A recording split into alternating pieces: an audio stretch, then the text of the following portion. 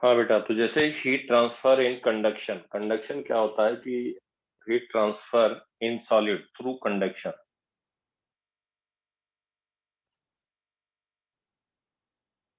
Heat transfer in solid that is by conduction.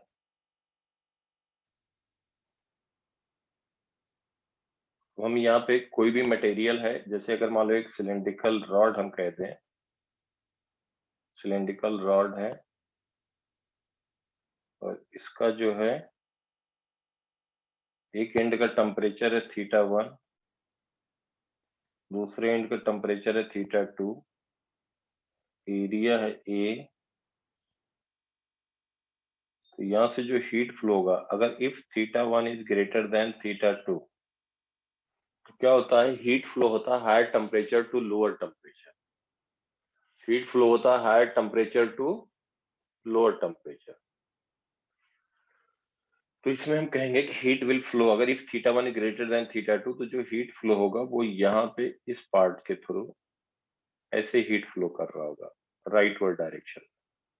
तो याद मैं दिलाना चाहूंगा, यहाँ पे बहुत आसान है। कैसे आसान हो जाएगा, ध्यान देना भी, सब लोग ध्यान दो। हाई स्कूल में थोड़ा सा करंट इलेक्ट्रिसिटी था तुम लोगों के, और 12th वाले तो किए ही हैं। देखो क्या होता है कि अगर कोई कंडक्टर, अब ध्यान से सुनना बात को, तो इसमें कोई कंडक्टर है और अगर एक कंडक्टर के एक एंड का पोटेंशियल है V1, पोटेंशियल है V1, दूसरे एंड का पोटेंशियल रहता है V2 कंडक्टर में, और करंट फ्लो कर रहा होता है I।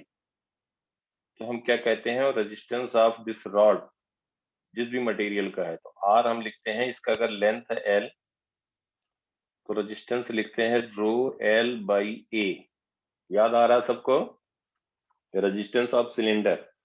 अभी एक मिनट, हम बैक में चल रहे हैं 10th के पार्ट पे, ध्यान देना सब लोग। रो क्या होता है, specific resistance, specific resistance, resistance कहेंगे of this conductor, of conductor. इसी का दूसरा नाम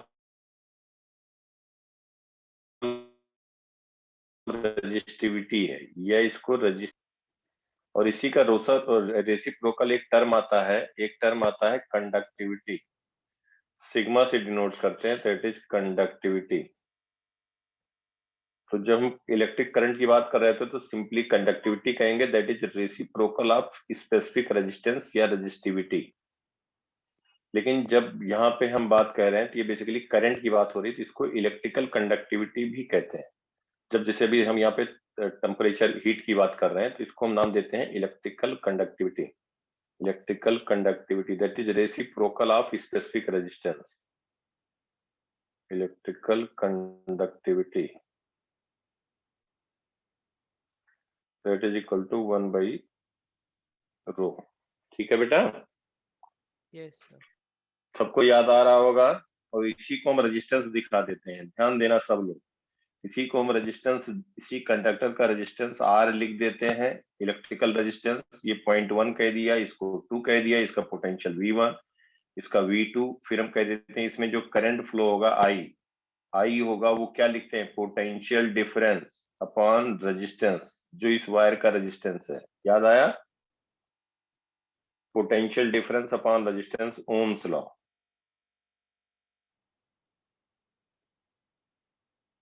बोलो बेटा। Yes sir. ये बात हम लोगों ने ये 10th में पढ़ा होगा सबने। अब क्या हम करने जा रहे हैं, ध्यान देना। जो यहाँ इलेक्ट्रिकल कंडक्टिविटी है, जहां पे इलेक्ट्रिक पोटेंशियल है V1 V2, क्या कहोगे, V1 and V2 are electric potential, electric potential of 0.1 and 2, 0.1 and 2।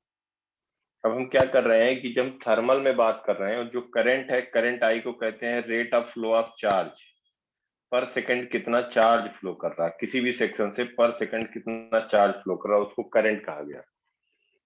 अब यहाँ पे हम कुछ नया नहीं करने जा रहे हैं। क्या करने जा रहे हैं, इसको हम जस्ट रिप्लेस कर दे रहे हैं थर्मल करंट से। अब क्या हम कहेंगे, ध्यान देना यहाँ पे सब लोग, यहाँ पे क्या करने जा रहे हैं बेटा, कि जो यहाँ पे पोटेंशियल है, जो हम पोटेंशियल कह रहे हैं इलेक्ट्रिक पोटेंशियल, उसको हम थर्मल पोटेंशियल V1 V2 को हम रिप्लेस कर देंगे टेम्परेचर से। ध्यान देना, V1 V2 को हम रिप्लेस करेंगे, V1 is similar as θ1, V2 is similar as θ2 लिखेंगे। सिमिलर 3 लाइन लिख रहे हैं, इक्वल नहीं कह रहे हैं, सिमिलर मतलब θ1 की वैल्यू ज्यादा होगी θ2 से, तो हीट थर्मल करंट फ्लो होगा, मतलब हीट फ्लो होगा। और जो हम रेजिस्टेंस में कह रहे हैं, ध्यान देना, जो हम रेजिस्टेंस में कह रहे हैं कि पॉइंट पोटेंशियल 1 है, इसका 2 है, V1 V2, और इसका रेजिस्टेंस R है, तो हम करंट लिखते हैं I is equal to V1 minus V2 by R।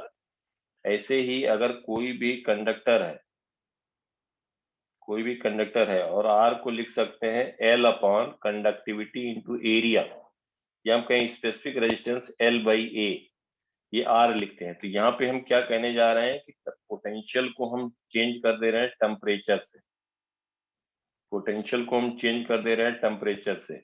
इसमें जो करंट फ्लो करेगा तो हम कहेंगे थर्मल करंट, क्या कहेंगे, ITH, that is thermal current, I thermal, इसको हम कह देंगे thermal current.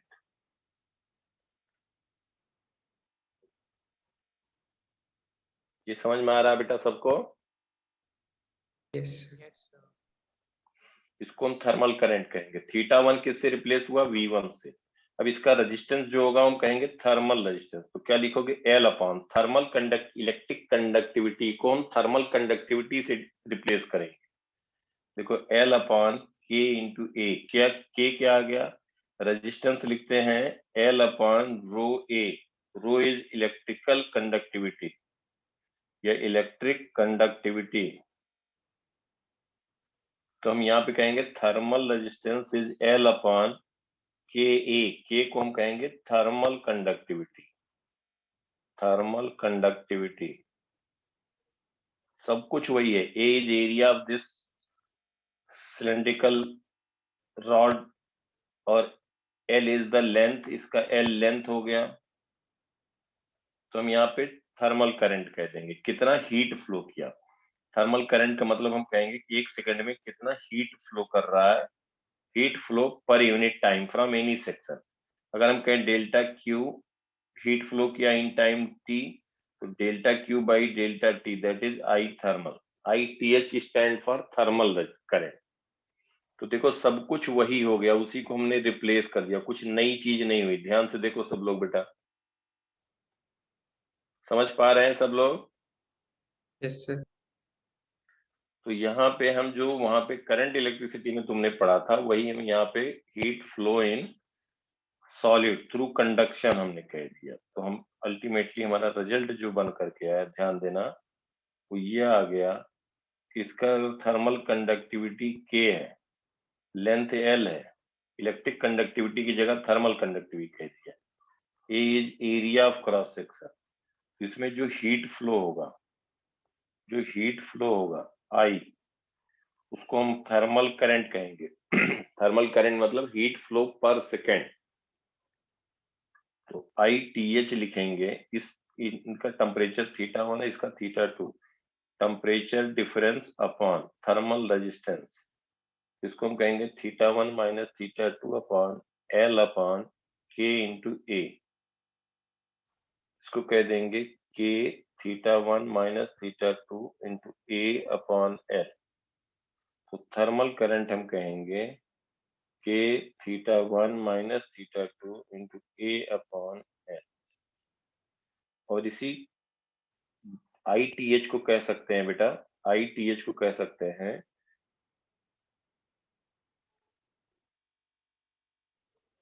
ITH is nothing but delta Q heat flow upon delta T time, या dQ by dt कह सकते हैं। Delta Q is heat flow in time dt, in time delta T, या हम कह दें dQ is heat flow in time dt, heat flow in time dt। तो इसको हम कह सकते हैं heat flow per unit time from any cross section is equal to thermal conductivity K into θ1 minus θ2 upon A into A upon L, इस form में लिख सकते हैं। Heat flow per unit time, K is thermal conductivity. अब एक बात देखो, के की एसआई यूनिट के की क्या होगी, यूनिट ऑफ के इज, देखो ये है डीक्यू, हीट है, डीक्यू की यूनिट जूल पर सेकेंड, तो जूल पर सेकेंड होगा, और ये एरिया है, ये मीटर स्क्वायर होगा, एरिया न्यूमिनेटर में राइट साइड पे डिवाइडेड बाय मीटर है, तो ये हो जाएगा, एक मीटर कैंसिल हो जाएगा, पर मीटर, और θ1 माइनस θ2 टेम्परेचर डिफरेंस है, तो पर डिग्री सेल्सियस, या इसी कह सकते हो जूल पर सेकेंड पर मीटर इनटू केल्विन, क्योंकि टेम्परेचर डिफरेंस जो केल्विन होगा और सेल्सियस दोनों सेम होगा, टेम्परेचर डिफरेंस है, या SI unit of K is, हम इसको लिख सकते हैं joule second metre power -1 degree Celsius power -1, तो ये लिख सकते हैं। जूल पर सेकेंड को हम वाट भी कहते हैं, जूल पर सेकेंड को वाट भी कहते हैं, सिंस जूल पर सेकेंड इज वाट, इसको कह सकते हो वाट पर मीटर पर डिग्री सेल्सियस, या वाट पर मीटर पर केल्विन। ये बेटा समझ में आया सबको? Yes, sir. ये थर्मल कंडक्टिविटी हुई, that is same as electric conductivity in electrical circuit, तो उसी से हमने रिलेट कर दिया, कुछ नया नहीं, दैट इज वेरी इजी। देखो अब क्या होगा, इसमें हम कह सकते हैं कि जैसे मान लो हम कहें यहाँ पे हीट फ्लो हो रहा थ्रू कंपोजिट रॉड, या हम कह दें कि सपोज एक सिलेंड्रिकल रॉड है, इसकी इसकी सिलेंड्रिकल रॉड है, ये टेम्परेचर θ1 है, ये टेम्परेचर θ2 है, और इससे हीट फ्लो कर रहा, θ1 इज ग्रेटर देन θ2, तो ऑब्वियसली हीट फ्लो होगा, किसी सेक्शन से हीट फ्लो होगा, और θ1 θ2 से ज्यादा, थर्मल कंडक्टिविटी इज के, is area, and L is the length. अब अगर हम कहें कि इस एंड से x डिस्टेंस पे टेम्परेचर कितना होगा, थीटा, तो हम यहाँ पे अगर लिखना चाह रहे हैं what is the value of theta at x, total length l है, तो एक बात देखो, जो थर्मल करंट होगा θ1 से थीटा के बीच में, देखें इसमें जो थर्मल करंट होगा, heat flow per unit time, और यहाँ पे जो heat flow per unit time होगा, इस सेक्शन में दोनों सेम होगा, ठीक है बेटा। Basically Yes. क्या हो गया कि जैसे रेजिस्टेंस है, ध्यान दो, जैसे रेजिस्टेंस है और यहाँ पोटेंशियल V1 है, 2 पॉइंट पे पोटेंशियल V2 है, और यहाँ से कहा जाए इसका लेंथ L है, और ये कहा जाए x डिस्टेंस पे कितना पोटेंशियल होगा, वही तो क्वेश्चन हो गया ना। Yes, sir. तो यहाँ पे देखो हम क्या कहेंगे, thermal current will be same, तो θ1 minus theta upon temperature difference upon thermal resistance RTH1, इसको हम कह रहे हैं RTH1 और इसको कह रहे हैं RTH2, is equal to theta minus θ2 upon RTH2, temperature difference upon thermal resistance, temperature difference upon thermal resistance, RTH is thermal resistance, electric resistance से सेपरेट करने के लिए RTH हमने लिख दिया, थर्मल रेजिस्टेंस, ठीक है बेटा। Yes, sir. तो यहां से बताओ थीटा की वैल्यू आ जाएगी, θ1 माइनस थीटा, RTH1 क्या लिखोगे, x अपॉन क्या लिखोगे, L upon K, thermal conductivity K दिया है, दोनों का सेम है, K इंटू, इसको हम थर्मल रेजिस्टेंस ऑफ 1 कह दें, तो x upon K into A, area, is equal to, अब यहाँ पे देखो इसका टेम्परेचर थीटा है, तो थीटा इज ग्रेटर देन θ2 है, तो हीट फ्लो जो होगा, थर्मल करंट थीटा माइनस θ2, और इसका थर्मल रेजिस्टेंस, ये L माइनस एक्स लेंथ हो गया बेटा, समझ में आ रहा सबको, Yes, sir. अपॉन के, थर्मल कंडक्टिविटी के है, एरिया ए है, बेसिकली यहाँ से हम थीटा लिख सकते हैं, के कैंसिल हो जाएगा, तो यहाँ से हम सॉल्व कर सकते हैं, theta is a function of x, लिख सकते हैं ना बेटा। Yes, sir. Yes, sir. अब अगर मान लो कि heat flow through composite rod, सब आसान है, बहुत आसान है। देखो क्या है, कुछ नहीं, उसी से हमने रिलेट कर दिया। Heat flow through composite rod. देखो अगर मान लो कि एक हम कह दें कि यहाँ पे रॉड है, इसका कुछ एरिया है, थर्मल कंडक्टिविटी अलग है, इसका कुछ एरिया है, इसकी थर्मल कंडक्टिविटी कुछ है,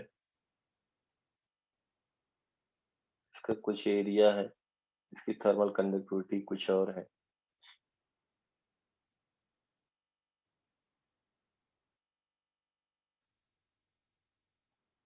अगर हम कह दें कि लेफ्ट साइड का टेम्परेचर है θ1 और दूसरे एंड का टेम्परेचर है θ2, तो हीट फ्लो जो हो रहा है, हीट फ्लो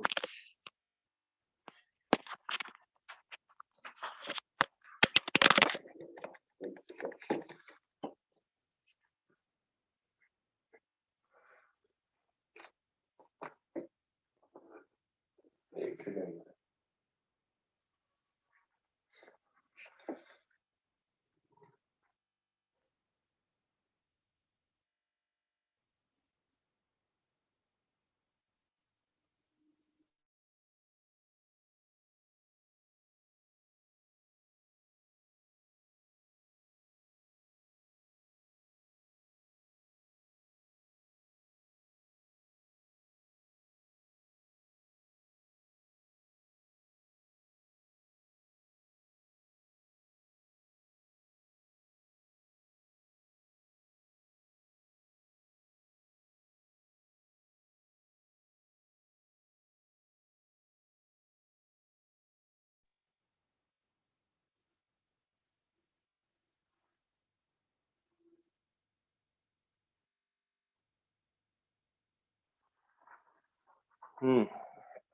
तो यहाँ पे अगर θ1 θ2 दिया, इसका लेंथ L1 दिया, इसकी थर्मल कंडक्टिविटी K1 दिया है, इसका लेंथ L2 दिया है, इसकी थर्मल कंडक्टिविटी K2 है, इसकी थर्मल कंडक्टिविटी K3 है, इसकी लेंथ है L3, और ये जंक्शन पे पूछा जा रहा है।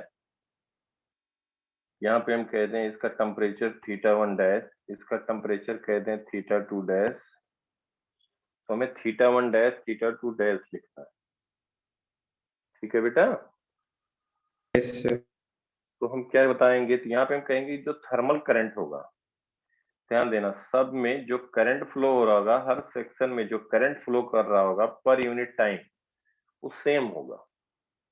यही हो गया जैसे 3 रेजिस्टेंस कनेक्ट कर दिया जाए। देखो सब आसान है, 3 रेजिस्टेंस कनेक्ट कर दिया गया, 2 पॉइंट का पोटेंशियल दिया है, 1 पॉइंट का पोटेंशियल दिया है, इसका रेजिस्टेंस R1 है, इसका R2 है, इसका R3 है, V1 V2 पता है, R1 R2 R3 पता है, 1 पॉइंट का पोटेंशियल V1 डैश कह दें, 2 पॉइंट का पोटेंशियल V2 डैश कह दें, V1 डैश और V2 डैश पूछा जाए, वही तो क्वेश्चन हो गया बेटा। Yes, sir. कितना आसान हो गया, देखो कुछ नहीं है। अगर यहाँ पे कहा जाता तो आप कहते कि जो करंट फ्लो कर रहा, देखो पहले करंट इलेक्ट्रिसिटी में याद दिलाते, जो कहते करंट होगा वो आप कहते V1 माइनस V2। भाई V1 V2 नोन वैल्यू है, अननोन तो V1 डैश V2 डैश है, यहाँ पे θ1 डैश अननोन है, θ2 डैश अननोन है, V1 minus V2 upon total resistance कहते। तो तीनों रेजिस्टेंस क्या हो गए, सीरीज में, सीरीज में तीनों रेजिस्टेंस है तो तीनों का सम कह देते R1 plus R2 plus R3, और फिर कहते वही करंट इसमें फ्लो होगा। तो इसका मतलब अगर हम यहाँ पे लिखें V1 और V1 डैश के बीच, तो कहते V1 minus V1 dash upon R1। तो बेटा जब दोनों को इक्वेट करेंगे हम, देखो ध्यान से, कुछ नहीं है, केवल अननोन क्या है, दोनों की इक्वेट करेंगे तो V1 डैश आ जाएगा यहाँ से कि नहीं, Yes, sir. V1 dash calculate करेंगे, ऐसे V2 डैश करना होता तो हमें करंट पता लग गया V1 minus V2 upon R1 plus R2 plus R3, तो हम कहते हैं V2 dash minus V2 upon R3, तो यहाँ से V2 डैश आ जाता। सिंपल, कितना आसान है। वही बात यहाँ पे कर देते हैं। सबको समझ में आ रहा है बेटा लोग? Yes, sir. Yes, sir. Good. देखो कुछ नहीं, सब कितना आसान है। अब यहाँ पे हम वही चीज लिख रहे हैं, इसके लिए लिखेंगे।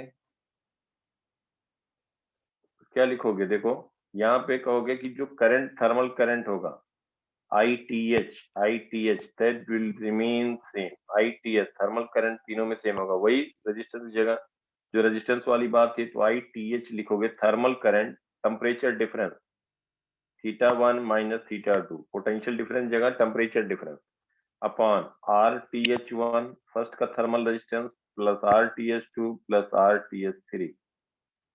तो इसका एरिया अगर हम कह दें A1, इसका एरिया A2, इसका एरिया A3 और इसका लेंथ L3, तो हम यहाँ पे लिख सकते हैं ITH θ1 minus θ2 upon RTH1 L1 upon K1 A1 plus L2 upon K2 A2 thermal resistance plus L3 upon thermal electric conductivity sigma की जगह पे हम K लिख रहे हैं, दैट इज K3A3। समझ में आई बात बेटा? Yes sir. तो ITH पता लग गया, θ1 डैश लिखना है तो हमें ITH पता लग गया, दिस इज फर्स्ट।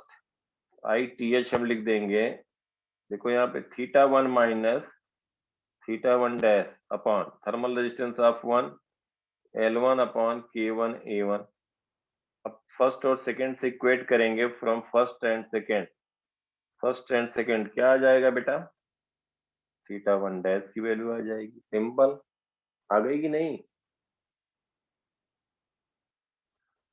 yes, बोलो। Yes sir.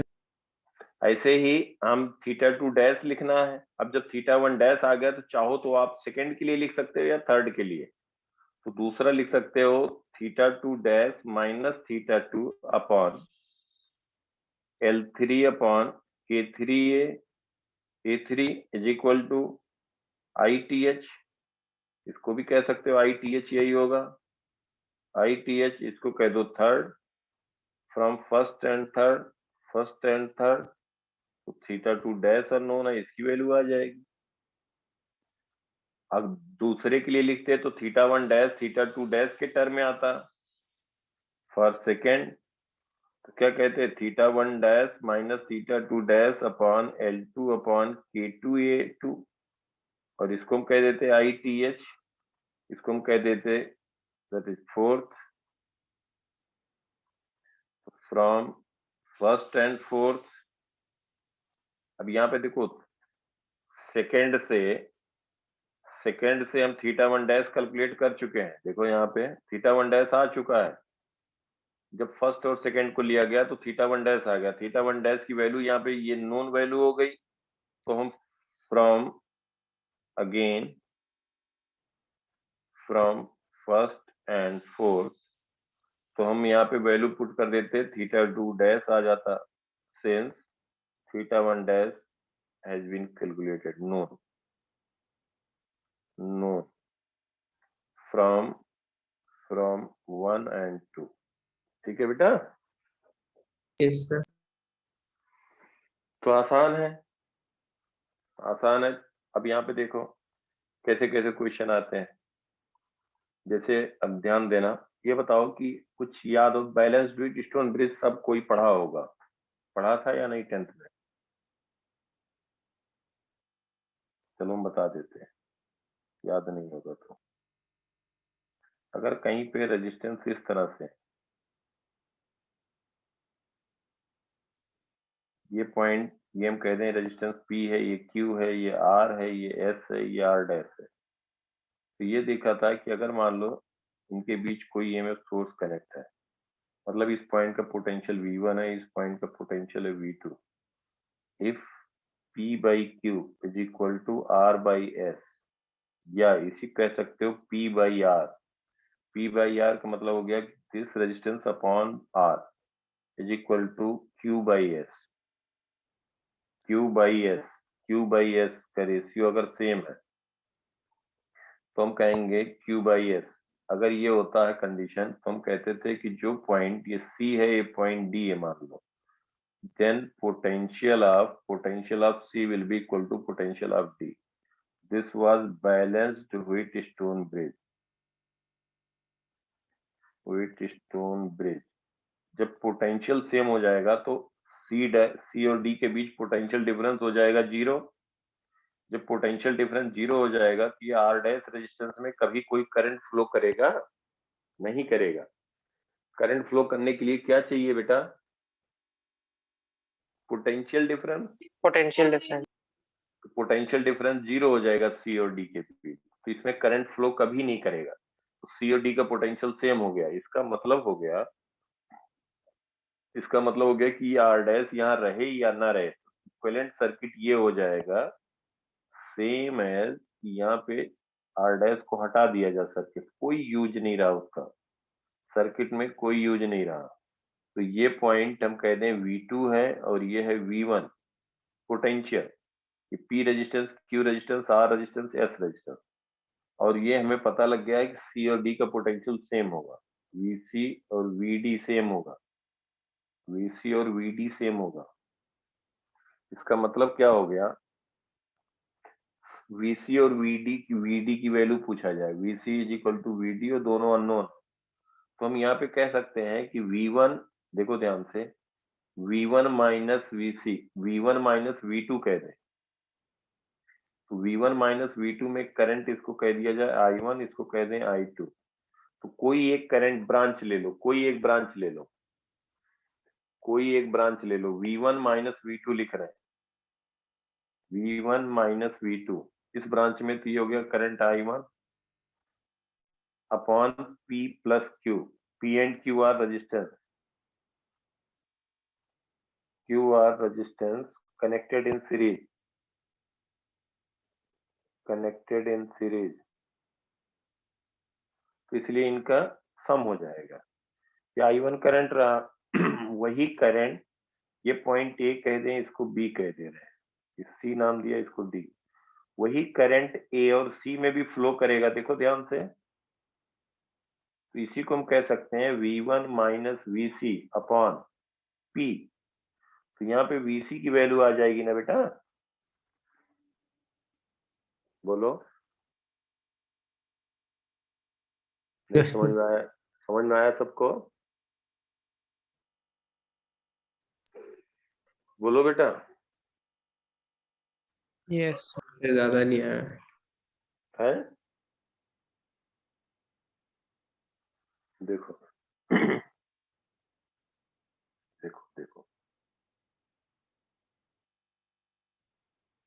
हम यहाँ पे कह रहे हैं क्वेश्चन दे रहे हैं, कोई पर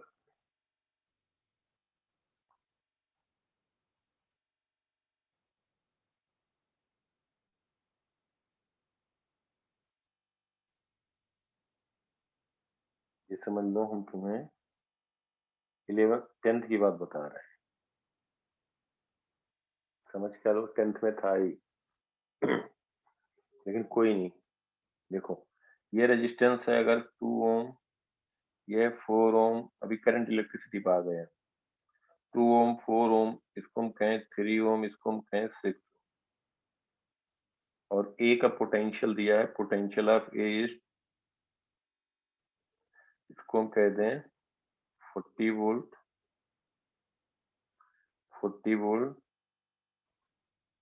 और potential of B is 6 volt,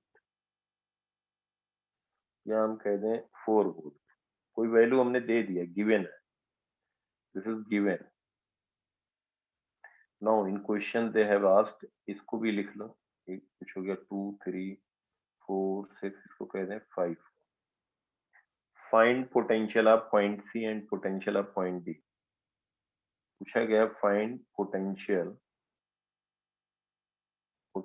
of point C and potential of point D, C and D, C और डी का पोटेंशियल पूछा गया। कौन कौन निकाल सकता है इसकी वैल्यू? अभिषेक यस सर। बता सकते हो ना? Yes sir. Ritwik, Yes, sir. Somil,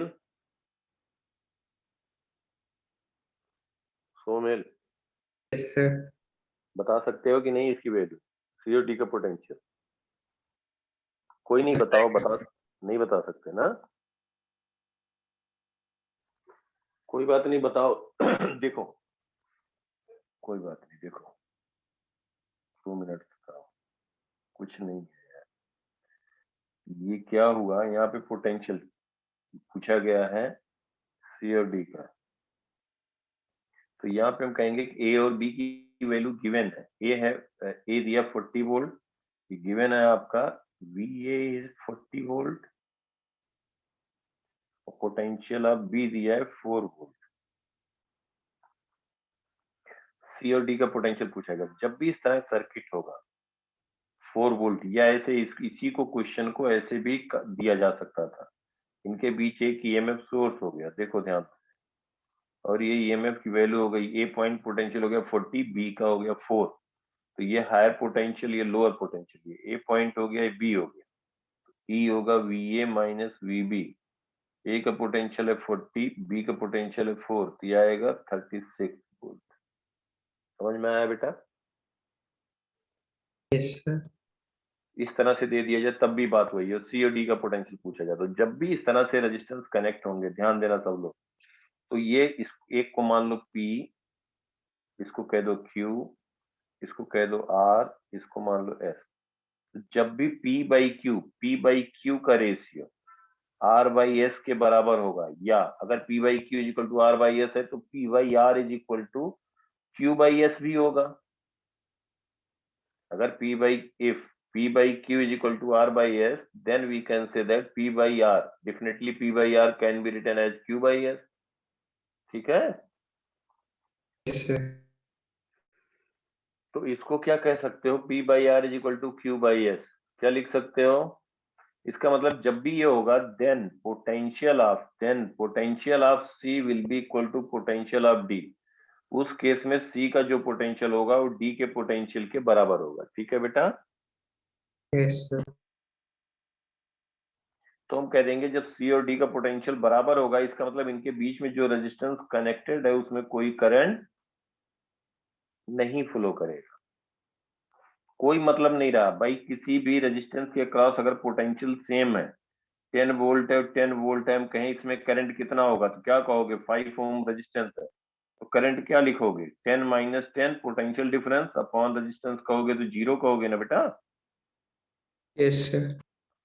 जब भी तो P by Q 2/4 is equal to 3/6 ऐसा है, तो सी और डी का पोटेंशियल सेम होगा। जब सी और डी का पोटेंशियल सेम होगा तो 5 ओम रेजिस्टेंस में कोई करंट नहीं फ्लो करेगा, इसका कोई यूज नहीं रहा सर्किट में, इसमें करंट जाएगा ही नहीं।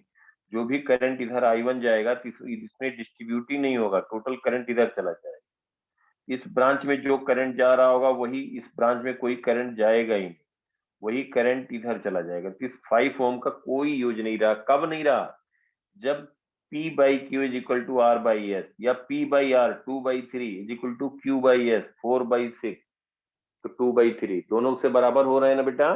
Yes sir.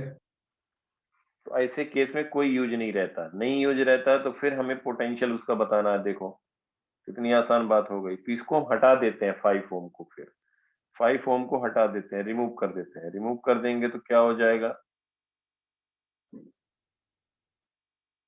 देखो ये पॉइंट हो गया, इसका पोटेंशियल कितना हो गया, इसका पोटेंशियल है 4 वोल्ट दिया है, इसका पोटेंशियल दिया है आपको 40 वोल्ट, और ये है 2 ओम, ये है 6, ये है 4 ओम, ये है 3 ओम, ये है 6। तो देखो इसका पोटेंशियल जो होगा, जो सी पॉइंट का पोटेंशियल होगा वही डी पॉइंट का होगा ना। Yes sir. तो सी का पोटेंशियल लिखना है तो इसमें हम करंट कह सकते हैं, I1 फ्लो कर रहा है। I1 क्या होगा, ये ब्रांच देखो, ये एंड का ब्रांच देखो, इस पॉइंट में है 40 वोल्ट, और यहाँ दो रेजिस्टेंस कनेक्टेड है। इस पॉइंट का पोटेंशियल है 4 वोल्ट, और इसका रेजिस्टेंस कितना है 2 ओम, इधर कितना है 4 ओम, दोनों सीरीज में है। इसमें जो करंट जाएगा क्या लिखोगे I1, मुझे बताओ। 40 minus 4 upon 2 36/6। Plus 4, 36/6, that is equal to 6 ampere, यही होगा ना। Yes sir. अब पूछा गया है ये पॉइंट यहाँ सी आ गया, सी का पोटेंशियल कितना होगा, तो यही कहेंगे 6 एम्पियर करंट जा रहा है between A and C. 40 volt minus VC हमें नहीं मालूम, अपॉन क्या लिखोगे 2 ओम, कितना होना चाहिए ये I1, या Yes. VC minus 4 volt upon resistance कितना है 4 ओम, दोनों से वीसी आ जाएगा ना। I1 की value since I1 is nothing but 6 ampere, तो चाहे हम लिखें 40 minus VC by 2 is equal to 6, 40 minus VC is equal to 12, VC is equal to क्या आ गया बेटा 28 आया ना, Sir. वीसी आया, या इसी को हम कह सकते हैं वीसी आ गया। अगर मान लो कोई लिखता है कि नहीं वीसी माइनस 4, वीसी माइनस 4 ये वीसी है, VC minus 4 upon 4 is equal to क्या कहेंगे करंट 6 है। 6. तो वीसी माइनस 4 कितना हो जाएगा, तो वीसी कितना आएगा 28 वोल्ट आया ना बेटा, दोनों से वही, Yes, sir. Since VC is equal to VD that is equal to 28 volt, तो हमने पोटेंशियल बता दिया। ये तो करंट इलेक्ट्रिसिटी की बात हो गई, सी और डी का पोटेंशियल आ गया, और दोनों पोटेंशियल सेम होगा। इस केस में 5 ओम में कोई करंट नहीं फ्लो कर रहा होगा, ठीक है। Yes, sir. ये समझ में आया सबको। अब Yes, देखो sir. हम यहाँ पे जो बात करना चाह रहे थे वो कोई नहीं, देखो इधर ये क्लियर हो गया सबको। अब इधर देखो, अगर हम कहीं यहाँ पे ये क्वेश्चन दिया है, हम हीट ट्रांसफर की बात कर रहे हैं, मान लो कि एक रॉड है, ये किसी मटेरियल का बना हुआ एक्स, और दूसरा रॉड है वो है आपका वाई मटेरियल का बना है, को हम कुछ ऐसे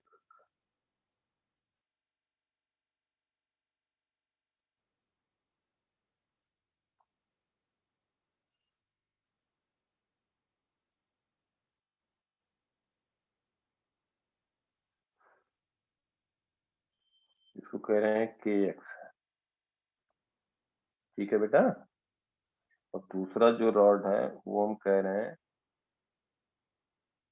मटेरियल वाई से बना,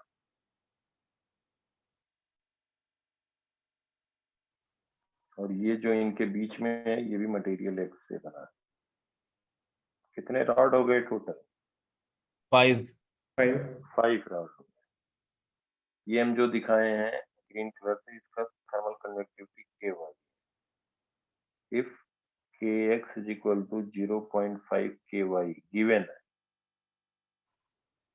और इस पॉइंट का टेम्परेचर, इधर का टेम्परेचर रखा गया 100 डिग्री, इसका टेम्परेचर 20 डिग्री है दोनों एंड का। अब इसको पॉइंट को जो सी हम कह रहे थे और डी कह रहे थे, find temperature of C and D. Question में पूछा गया find temperature of C and D. Question समझ में आया बेटा सबको। Yes, sir. सी और डी का, each rod is having equal length and equal cross sectional area, if this is given, each rod having equal length and area of cross section, area of cross section, area of cross section same है और length ये दिया है। इसका मतलब बेटा क्या हो गया, ये भी रॉड के एक्स है, तो थर्मल रेजिस्टेंस हम कह सकते हैं are T H x, x वाले रॉड जिसका थर्मल कंडक्टिविटी के एक्स है, late length L and area भी ए मान लेते हैं। थर्मल कंडक्टिविटी, थर्मल रेजिस्टेंस क्या हो जाएगा जिसका थर्मल कंडक्टिविटी के एक्स है, बताओ, एल अपॉन के एक्स इंटू ए लिखोगे, और जिसकी थर्मल कंडक्टिविटी है के वाई, समझ पा रहे हो बेटा ये। Yes, sir. Yes. जिसकी थर्मल कंडक्टिविटी Y है, क्या लिखोगे? L/KY into A। तो थर्मल रेजिस्टेंस में हम रेशियो लिख सकते हैं दोनों के। देखो यहाँ पे थर्मल रेजिस्टेंस RT, इसको फर्स्ट कह दें, इसको सेकंड कह दें, RTHX upon RTHY L/KXA into KYA upon L। तो यहाँ पे LL कैंसिल हो गया, A कैंसिल हो गया, इसको हम लिख सकते हैं RTHX अपॉन RTHY।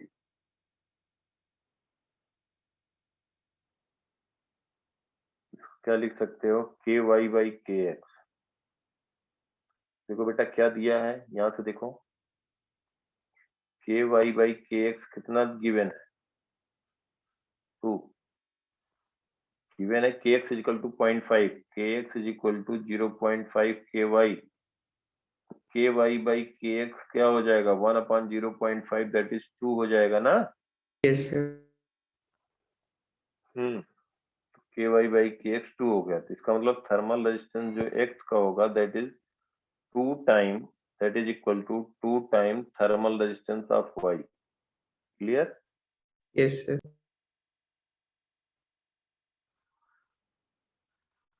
तो ये हो गया थर्मल रेजिस्टेंस। अब एक बात देखो, अगर हम कह दें let thermal resistance of X is RTH, thermal resistance RTHY क्या हो जाएगा? या हम कह दें, देखो हम यहाँ पे मान रहे हैं let thermal resistance RTHY is RTH,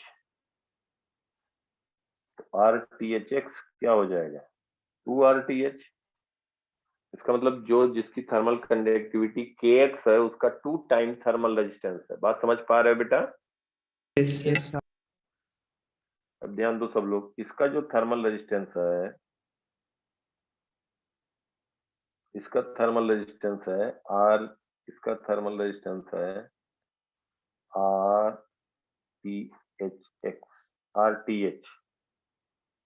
इसका थर्मल रेजिस्टेंस है RTH, इसका थर्मल रेजिस्टेंस है RTH, इसका हो गया 2RTH, इसका हो गया 2RTH, इसका हो गया 2RTH। तो एक बात बताओ, P/Q is equal to R/S यहाँ पे भी है कि नहीं?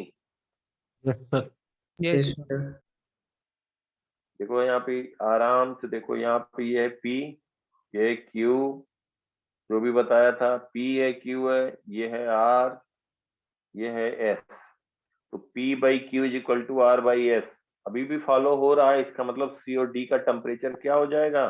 Same. सेम हो जाएगा। बस खत्म बात, कुछ रहा ही नहीं। सेम हो जाएगा, C और D का टेम्परेचर सेम हो जाएगा, और जो C और D के बीच जो भी कनेक्टेड है रॉड, उसका कोई मतलब नहीं रह गया। समझ पा रहे सब लोग? Yes, sir. तो इसका मतलब हो गया, यहाँ पे कह सकते हैं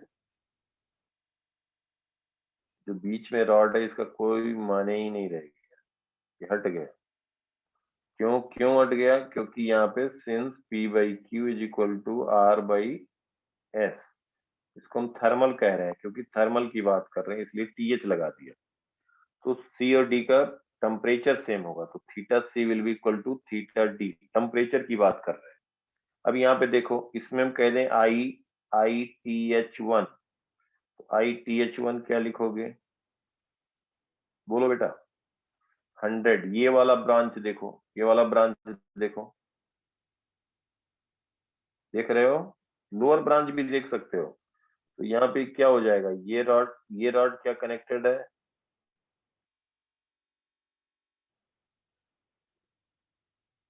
देखो सब आसान बात हो गई, कुछ नहीं, बहुत आसान। ये पॉइंट हो गया 100 डिग्री, ये पॉइंट हो गया 20 डिग्री। इसमें थर्मल करंट लिखना है ITH1, हम लिख देंगे 100 माइनस 20 अपॉन दोनों का 2RTHX, 2RTHX 2R भाई RTH इसका, RTH इसका है, तो 2RTH हो गया ना थर्मल रेजिस्टेंस, 80/2RTH। समझ में आया बेटा? Yes, sir. तो इसको हम कह सकते हैं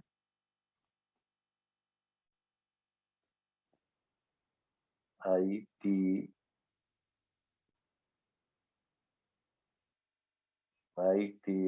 is equal to 40 upon RTH, 40 upon RTH। ठीक है बेटा, yes sir, 40 अपॉन RTH, ये क्या हो जाएगा? Thermal current. Thermal current. और ये अगर हम कह दें यहाँ पे ये पॉइंट, देखो ध्यान से, ये पॉइंट का टेम्परेचर हमें नहीं मालूम है, इसको हम मान लें थीटा सी, तो वही थर्मल करंट होगा 100 माइनस, देखो ITH1 वही थर्मल करंट होगा इस ब्रांच से, हम कहेंगे 100 माइनस थीटा सी अपॉन RTH। समझ में आया? yes sir, RTH कैंसिल हुआ, 40 is equal to 100 minus theta C, तो theta C is equal to 100 minus 40, कितना आ गया? 60 degrees, थीटा सी, और theta C is nothing but theta D, दोनों सेम है, आ गए 60 डिग्री, यही आ गया आंसर। अगर कोई यहाँ पे लिखता ITH 80/2 RTH है, अब तुम कहते नहीं हम इसमें लिखेंगे थर्मल करंट, तब भी आता वही। इसको कहते theta C minus 20/RTH, RTH cancel हो जाता, RTH कैंसिल हो जाता, तब भी रिजल्ट वही आता। यहाँ से देखो 80/2 is equal to theta C minus 20, 80/2 is equal to theta C minus 20, तो थीटा सी फिर आ गया वही 40 प्लस 20, कितना आ गया? 60 degree. Clear? yes sir, Yes. तो ये इस तरीके से भी क्वेश्चन आता है, सब आसान है, कर सकते हैं ना? yes sir, Yes. नेक्स्ट देखो, जैसे अगर मान लो इसी में, अब अपने आप जरा बताना, वही क्वेश्चन हम ले रहे हैं लेकिन इसको हम थोड़ा सा, अगर ये आपसे पूछा जाता, देखो ये आइडेंटिकल रॉड है, सारे रॉड आइडेंटिकल, हमने उसी में एक ऐड कर दिया और कुछ नहीं, आइडेंटिकल रॉड कर दे रहे हैं और स्ट्रक्चर थोड़ा सा चेंज कर रहे हैं।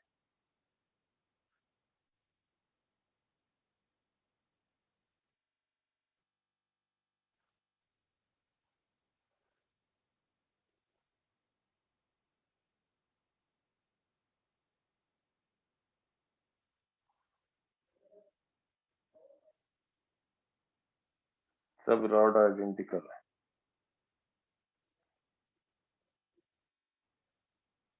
यहाँ पे ये मटेरियल KY है, इसका थर्मल कंडक्टिविटी KY, इसका थर्मल कंडक्टिविटी KY है, इसका है KX, ये है KX, ये है KX। each rod having equal length,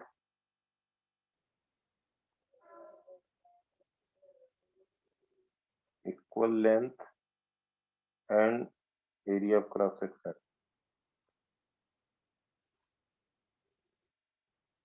पूछा गया एक एंड का टेम्परेचर दिया 100 डिग्री, दूसरे दे दिया जाए 20 डिग्री। अब पूछा जाए टेम्परेचर ऑफ θ1, θ2, θ3 और KY KX में रिलेशन दे दिया जाए, KY is equal to 2KX, this is given. यहाँ पे पूछा गया फाइंड, पूछा जा रहा है फाइंड θ1, θ2 एंड θ3, ये तीन का टेम्परेचर पूछा जा रहा है, तो कौन कौन बता सकता है? सर मैं बता दूँ, हाँ बिल्कुल सही। और इसमें हमने जो पिछला क्वेश्चन था उसमें ये हमने ऐड कर दिया एक KX।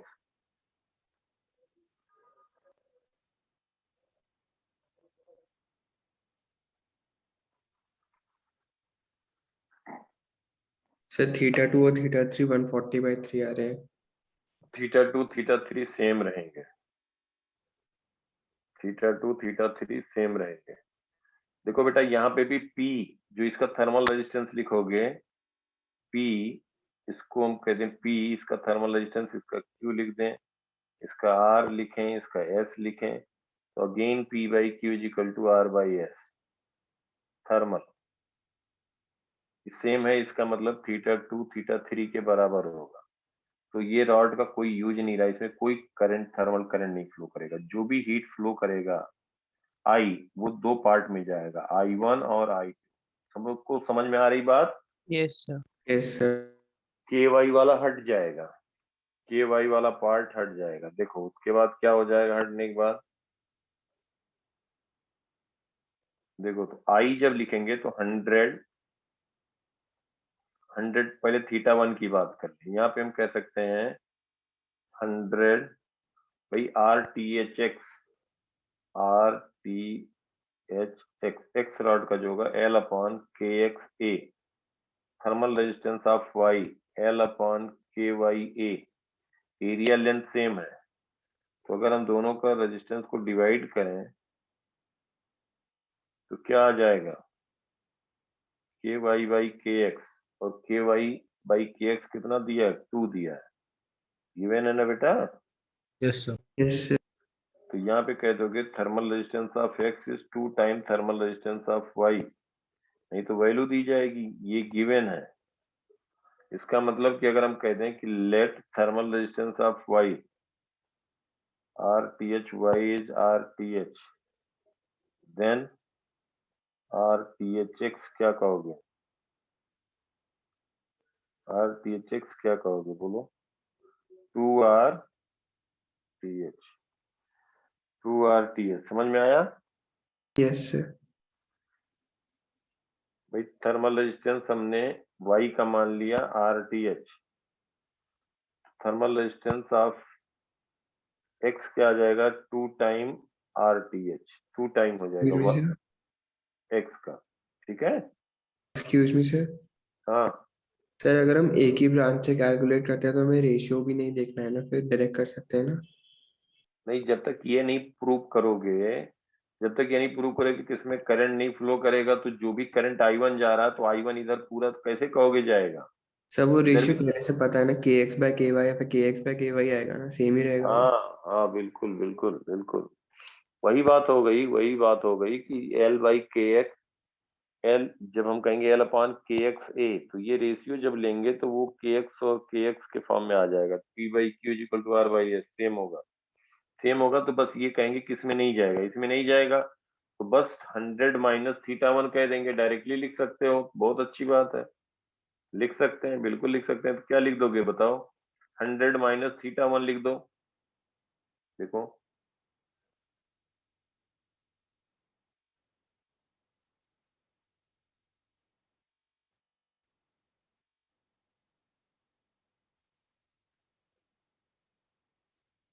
क्या लिख दोगे, 100 माइनस, अब ये हट गया तो यहाँ पे डायरेक्टली कह सकते हो, देखो ये I जब लिखोगे तो 100 minus θ1 upon RTHX is equal to I1 plus I2 हो गया। तो I1 लिखोगे तो क्या लिखोगे, θ1 माइनस 20 अपॉन 2RTHX प्लस θ1, ये ब्रांच देखो, ये ब्रांच एक हमने लिखा, I1 जा रहा है, इसमें I2 जा रहा है, समझ पा रहे हो बेटा।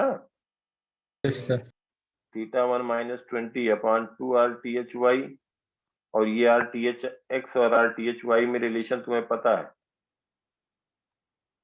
RTH जो है, RTHX जो है 2 टाइम RTHY है, RTHX जो है 2 टाइम, इसको हम कह सकते हैं since RTHX is 2 time RTHY, और यहाँ पे हमने ले लिया लेट RTHY इज RTH, तो ये क्या हो जाएगा, यहाँ पे हो जाएगा, डायरेक्टली इधर लिख दिया जाए 100 minus θ1 by RTHY is RTH, तो ये हो जाएगा 2RTH is equal to θ1 minus 20 upon 4RTH plus θ1 minus 20 upon 2RTH, RTHY is RTH, तो RTH कैंसिल हुआ, 2 से मल्टीप्लाई करते हैं, 2 2 जा, यहाँ पे 1 हो गया, 2 से मल्टीप्लाई कर दें, 200 minus 2 θ1 is equal to θ1 minus 20, समझ पा रहे हो बेटा। yes sir, theta 1 minus 20 2 theta 1 कितना माइनस 20 होगा ना है? सर? लास्ट वाले में 2 थीटा 1 माइनस 40 होगा।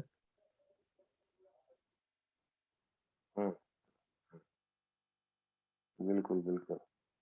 ये हो गया 3 थीटा 1 और इधर गया 5 थीटा 1 और ये हो गया 60, तो 260 इज इक्वल टू 5 थीटा 1 आ गया 260/5 52 डिग्री। तो ये बेटा थीटा 1 कितना आ गया? थीटा 1 कितना आ गया? 52 डिग्री। थीटा 1 आ गया 52 डिग्री। अरे ये 100 था, ये 20 था, तुम्हारा थीटा 2 143 कहाँ से आ रहा था सोमिल? हाँ सर, मैं चेक कर रहा हूँ, शायद मैंने कुछ गलती कर दी नहीं, है। ये 100 है तो 100 और 20 के बीच रहेगा ना। हाँ सर। तो ये आ गया थीटा 1 कितना आया? 52। थीटा 1 52 आया। देखो अब थीटा 1 आ गया तो बेटा ये लिख सकते हो 52 माइनस थीटा 2। देखो यहाँ पे ध्यान से 52 minus theta 2 upon R T H X is equal to theta 2 minus 20 upon R T H X. ये कैंसिल हो गया तो 52 minus theta 2 is equal to theta 2 minus 20, तो 2 थीटा 2 इज इक्वल टू 72, तो थीटा 2 आ गया 36 डिग्री और theta 2 is equal to theta 3 is equal to 36 degree. Theta 1 आ गया आपका 52 डिग्री। समझ में आया बेटा सब लोगों को? Yes sir. Yes sir. इस तरीके से सब बता देंगे। सबको क्लियर? Yes sir. बोलो बेटा सबको क्लियर ये? Yes sir. Yes sir. Abhishek, Abhishek, Ananya, Anjani, Bhav, Divyam, हर्षित, ऋत्विक, बोलो बेटा। सोमिल, बिल्कुल यस क्लियर सर। हो रहा है सबको अच्छे से? Yes sir. हम्म हम्म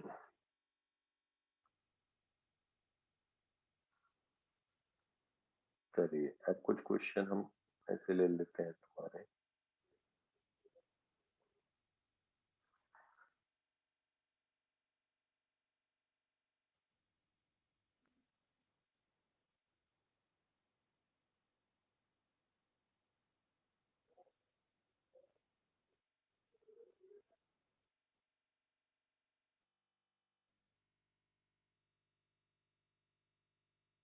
हम इसको उम्मीद करेंगे कि तुम लोग फटाफट अपने आप एक लाइन में लिख दो। तो तू समझ गए हो? स्क्रीन पे क्लियर है क्वेश्चन? Yes sir. पढ़ो। सब लोग एक बार ट्राई करो, जल्दी से 1 मिनट टाइम लो।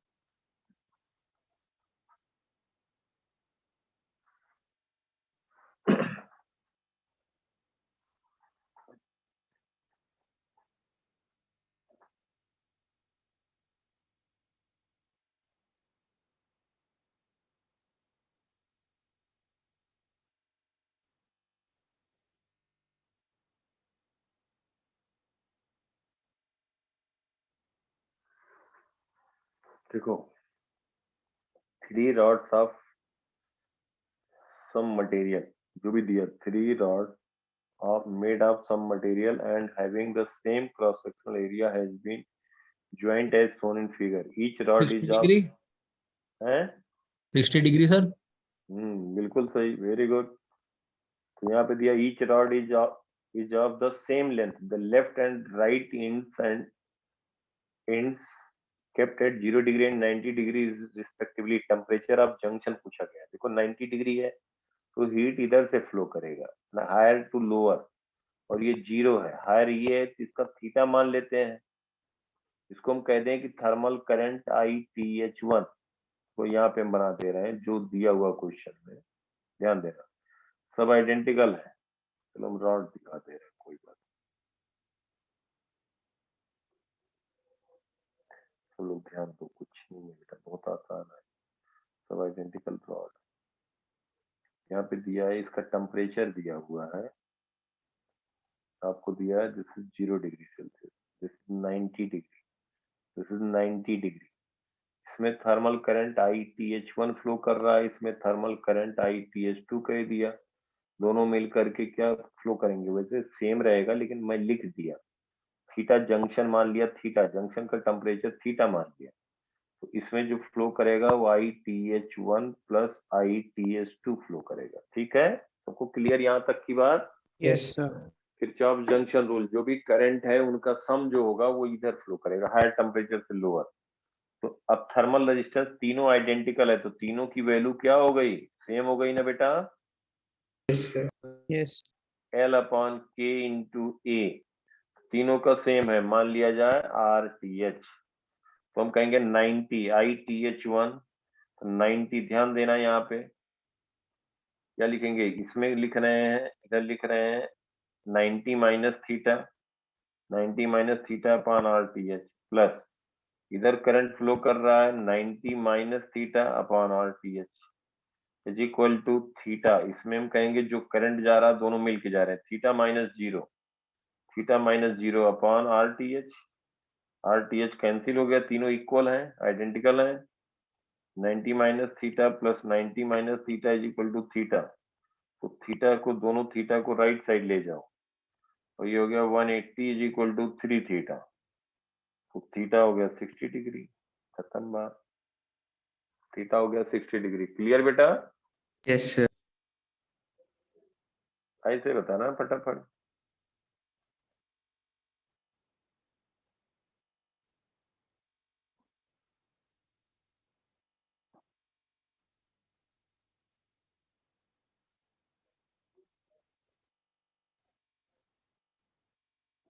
ये देखो बेटा, इसमें दिया है 2 वाल्व्स, फर्स्ट एंड सेकेंड, ये फर्स्ट की बात कर रहा है यहाँ पे, ये फर्स्ट है, ये सेकेंड है। First, 2 valves 1 and 2 of same thickness are made of heterogeneous metals as shown in figure. In what case will the coefficient of thermal conductivity will be greater?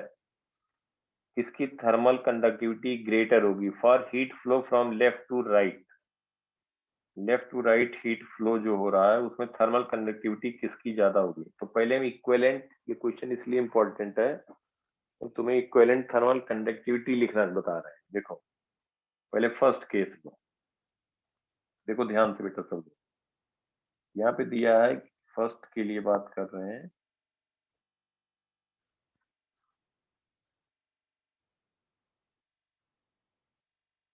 इसकी थर्मल कंडक्टिविटी K1 है, area A है, और दूसरे की thermal conductivity K2 है,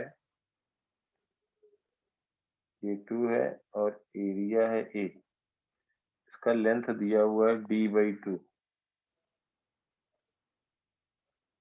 इधर दिया हुआ है D/2,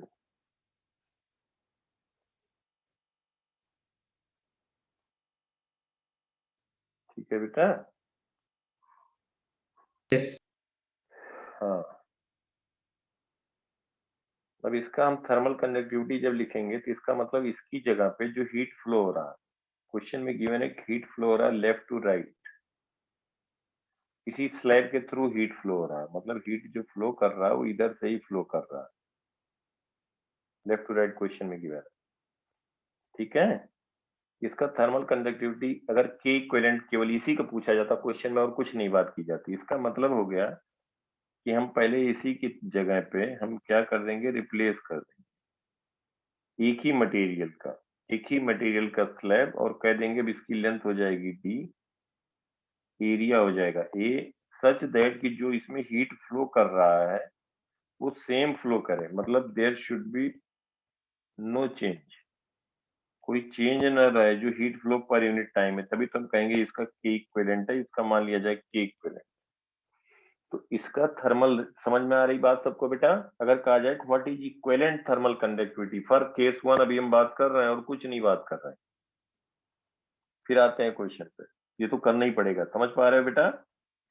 इसका मतलब हो गया कि दो रेजिस्टेंस, यहाँ पे देखो ये हो गया दो थर्मल रेजिस्टेंस कनेक्टेड है, RTH1 RTH2, बहुत आसान हो जाता है इससे, और यहाँ पे उसकी जगह पे एक हम RTH इक्विवेलेंट की बात कर रहे हैं, ये हो गया आर टी एच इक्वेलेंट, ये थर्मल इक्वेलेंट, तो इसको हम कहेंगे L upon K equivalent into area, that should be equal to, दोनों का रेजिस्टेंस सीरीज में है ना बेटा, यस सर। तो हम कहेंगे दोनों का रेजिस्टेंस ऐड हो जाएगा। देखो यहाँ पे आर टी एच वन कहोगे, ये एल हमने जो लिखा वो दैट इज बेसिकली डी है, तो आर टी एच वन जो कहेंगे ये हमने क्या क्या ये ध्यान दो, R T H equivalent is equal to R T H one plus R T H two, ठीक है। Yes sir. R T H equivalent is D upon K equivalent into area A is equal to RTH1 D by 2 upon K1 area A plus दूसरे का D by 2, इसकी thermal conductivity K2 दिया है, K2 into A, तो यहाँ से K equivalent आएगा बेटा, तो इसी को लिख सकते हो D upon K equivalent A is equal to D by 2 K1 A plus D upon 2 K2 A, तो यहाँ पे देखो डी बाई ए कैंसिल हो गया, ठीक है बेटा, यस सर। तो 1 upon K equivalent is equal to 1 by 2 K1 plus 1 by 2 K2, तो हम यहाँ पे कह देंगे 2 by K equivalent is equal to K1 plus K2 upon K1 K2, तो यहाँ से के इक्विवेलेंट आया हमारा 2 K1 K2 upon K1 plus K2। एक चीज बताओ, ये जो के इक्विवेलेंट आया K1 K2 का हार्मोनिक मीन पढ़ा है कि नहीं सब लोगों ने yes sir. Yes sir. Series में? तो ये हार्मोनिक मीन नहीं है K1 K2 का, हाँ सर है। है। ये हार्मोनिक मीन है, तो ऐसे ही बता दिया दिस इज हार्मोनिक।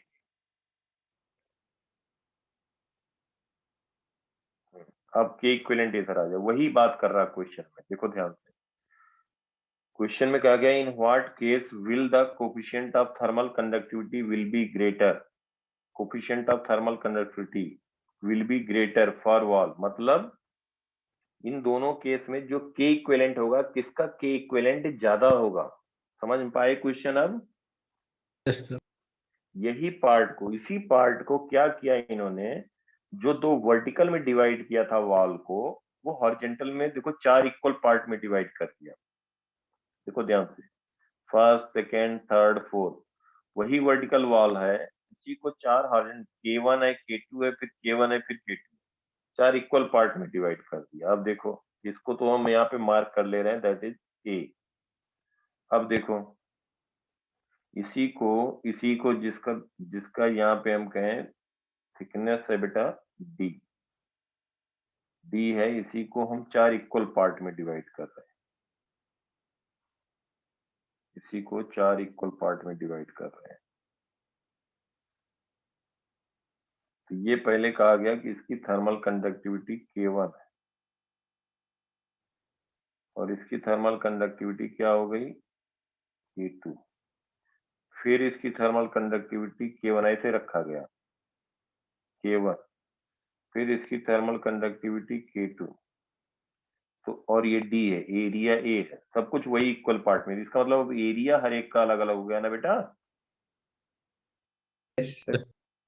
अब यहाँ पे जो हीट फ्लो होगा, सब लोग ध्यान दो बेटा, जो हीट फ्लो होगा वो यहाँ पे हीट फ्लो जो होगा वो हीट फ्लो कैसे होगा, इधर से भी होगा, इधर से भी होगा, इधर से भी होगा, इधर से भी होगा, तो बेसिकली ये left to right heat flow हो रहा है। इसका मतलब हम कहेंगे कि चारों क्या हो गए, चारों क्या हो गए, इधर टेम्परेचर सेम है, जो भी टेम्परेचर होगा हाँ पैरेलल हो गया, इधर जो टेम्परेचर होगा θ2 θ1 ग्रेटर देन θ2, तो ये पैरेलल में हो गया, पैरेलल में हो गया। इसका मतलब हो गया RTH1 हम कहें तो ये हो जाएगा D upon L upon K1A/4। समझ में आ रही बात बेटा सबको? Yes sir. RTH1 लिखोगे 4D अपॉन K1A, ऐसे RTH2 लिखोगे तो 4D अपॉन K2A आ जाएगा। ये सबको समझ में आया? Yes sir. सबको समझ में आ रहा है बेटा? तो RTH2 ये हो जाएगा। अब RTH1 और RTH2 देखो ध्यान से, अब इसकी जगह पे हम इक्विवेलेंट लिख रहे हैं। इक्विवेलेंट लिख रहे हैं मतलब हो गया कि इसकी जगह पे एक स्लैब हम के इक्विवेलेंट का क्या प्लेस कर दें, लेंथ है D, के इक्विवेलेंट लिख दें और एरिया A, तो हम कहेंगे RTH equivalent is equal to D upon K equivalent into area. ये समझ में आया बेटा? यस अब इसका सर। जो के इक्विवेलेंट ये पैरेलल में है तो हम लिखेंगे 1 upon RTH equivalent is equal to 1 upon RTH1 plus 1 upon RTH2। ध्यान देना बेटा, RTH2 फिर आ गया 1 अपॉन RTH1 1 बाई RTH2। सबके समझ में आई बात? Yes sir. तो 1 बाई RTH इक्विवेलेंट कहेंगे तो क्या हो जाएगा इसका रेसिप्रोकल के equivalent A by D। 1 by RTH1 क्या कहोगे, K1A by 4D, K1A by 4D plus K2A by 4D plus K1A by 4D। समझ में आ रही बात? Yes sir. K2A by 4D।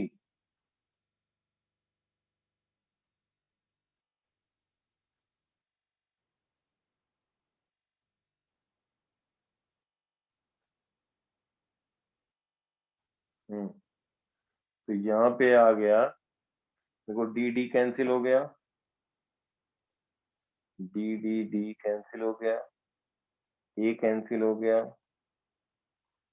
K equivalent left side बचा, इधर हुआ K1 by 4 plus K2 by 4 plus K1 by 4 plus K2 by 4। समझ में आया बेटा? तो K1 2K1 by 4 plus 2K2 by 4, इसको लिख सकते हो